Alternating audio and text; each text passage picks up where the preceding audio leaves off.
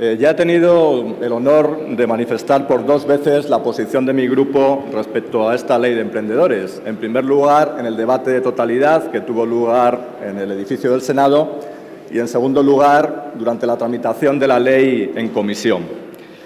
Ni en la tramitación de la ley en comisión, ni menos aún con estas enmiendas menores del Senado que hoy discutimos, esa ley se ha alterado en lo esencial y, por tanto, la postura inicial que ya manifesté por 2 veces se mantiene esencialmente. Me limitaré, por tanto, a recordarla en sus rasgos fundamentales. La principal objeción que mantenemos respecto a esta ley es que se queda muy corta para los objetivos que persigue. Como dijimos, no es una ley dañina, creemos que sus efectos serán positivos, pero menores. Identifica unos problemas serios y los aborda con muy poca ambición. Y en ese sentido constituye una oportunidad perdida.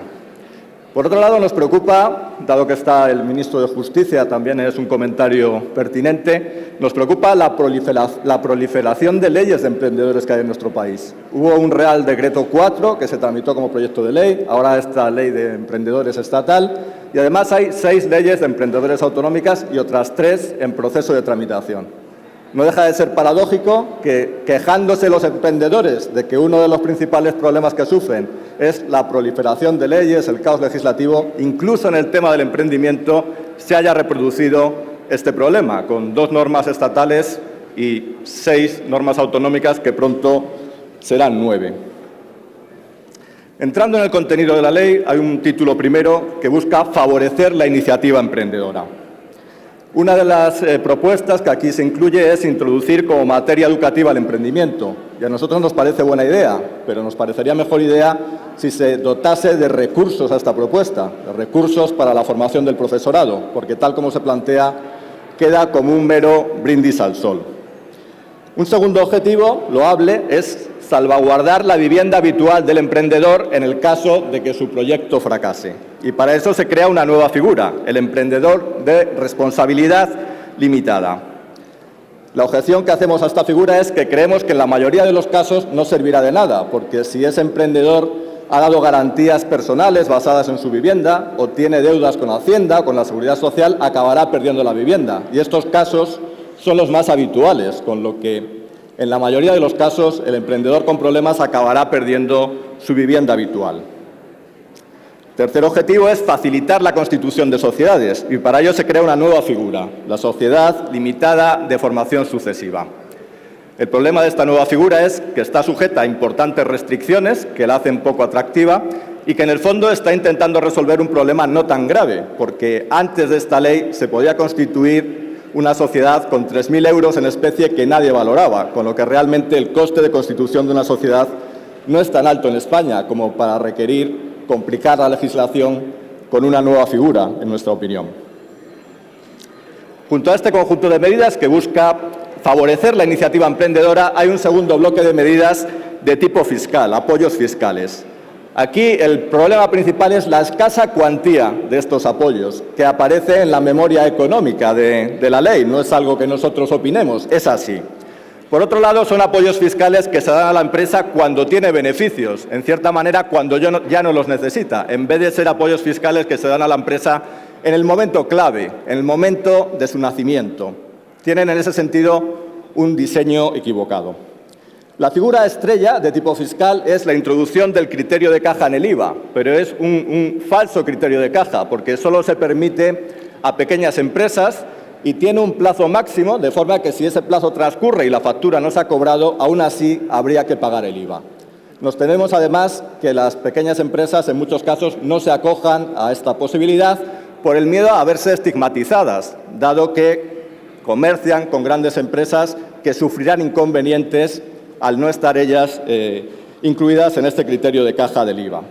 Por tanto, creemos que sus consecuencias prácticas serán menores y que el Gobierno ha incumplido aparentemente su compromiso electoral, pero no en el fondo.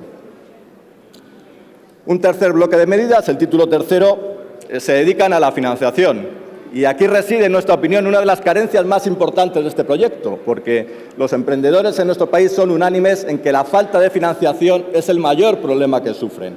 Y los datos del Banco de España corroboran esta queja. El crédito hoy en día sigue cayendo a tasas más fuertes que en ningún otro momento desde el inicio de la crisis. Y sin financiación es imposible, en la mayoría de los casos, poner en marcha un proyecto de emprendimiento. El Gobierno ha renunciado a la posibilidad de hacer un uso más ambicioso del ICO, no digamos ya de utilizar la banca nacionalizada para no ya aumentar el crédito, ni siquiera intentar impedir el decremento que está sufriendo en la actualidad. La falta de medidas para promover el crédito constituyen, en nuestra opinión, uno de los puntos más débiles de esta ley de emprendedores. Por último, en el título 4 hay algunas medidas que buscan la simplificación administrativa, pero que en vez de buscar la reducción de cargas administrativas, en realidad lo único que buscan es su mantenimiento, porque lo que se pide es que si aparece una nueva carga, se dé de baja una de las anteriores. Esto es una buena fórmula para que no aumente el problema, pero en ningún caso, desde luego, para disminuirlo. Finalmente, aparece una serie de medidas respecto a la internacionalización que no son tales, son básicamente una larga enumeración de instituciones previamente existentes.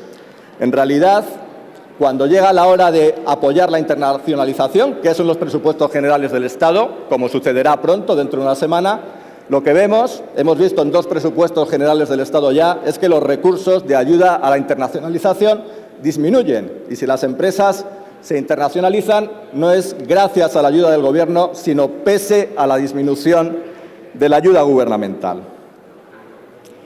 En todas estas carencias que he señalado, financiación, fiscalidad, Unión, Progreso y Democracia ha presentado enmiendas parciales buscando corregirlas. En algunos casos hemos señalado problemas de fondo importantes, como por ejemplo el efecto salto que hay en nuestra legislación, que hace que las empresas tengan una serie de ventajas y ayudas por debajo de cierto umbral, por debajo de cierto tamaño, que se pierden en cuanto lo sobrepasan. Y esto constituye un desincentivo muy importante para el aumento de tamaño de nuestras empresas. Estamos muy orgullosos de nuestras pymes, pero las pymes no son el tipo de empresa que más recursos dedica a la I+D o que más capacidad tiene de exportar. Y en parte ese pequeño tamaño de la empresa española tiene que ver con este desincentivo y con este efecto salto. Bien, pues estas cuestiones de fondo, no digamos ya las propuestas más detalladas, han sufrido el destino habitual que el grupo mayoritario reserva a las enmiendas de nuestro grupo y en general a las enmiendas de la oposición, que es el rechazo prácticamente en bloque sin mayores consideraciones. Pese a lo cual, nosotros, como evaluamos las propuestas no según de quién vienen, sino por los efectos que pueden tener sobre nuestros ciudadanos, considerando que esta legislación no es perniciosa, sino únicamente insuficiente, si termina su tramitación con el texto que cabe prever, nuestra propuesta global será de abstención. Nos abstendremos frente a ella y no nos opondremos. No quiero abandonar la tribuna sin llamar la atención sobre un caso concreto, un problema concreto que está saliendo estos días en los medios de comunicación, que tal vez interese al señor ministro, si puedo hacer algo al respecto. Y tiene que ver con el gran número de jóvenes emprendedores que han constituido empresas, nuevas empresas sin ningún empleado, y que se encuentran ahora que, como consecuencia de una instrucción de una subdirección, se les reclama en bloque la devolución de las ayudas, con la consecuencia de que la viabilidad de esas empresas está gravemente amenazada, con el argumento de que han constituido sociedades de responsabilidad limitada que no podían acogerse a estas ayudas, algo que no estaba nada claro cuando las solicitaron. Le pediría al señor ministro, dado que nos honra con su presencia, que estudiase este problema por las consecuencias tan graves que podría tener sobre estos jóvenes emprendedores. Porque si hoy queremos apoyar el emprendimiento con esta legislación, qué mejor que hacerlo con un problema concreto y con un caso concreto.